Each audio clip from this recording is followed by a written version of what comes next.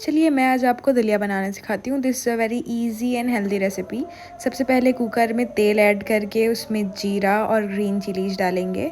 उसके बाद जितनी भी कटी हुई वेजीज़ हैं हम वो सब डाल देंगे और इसमें हम कोई भी मसाले डालने वाले नहीं हैं। वेजीज़ डालने के बाद हम नमक डाल देंगे स्वाद अनुसार। इसके बाद सब्जियों को थोड़ा भूनने देंगे।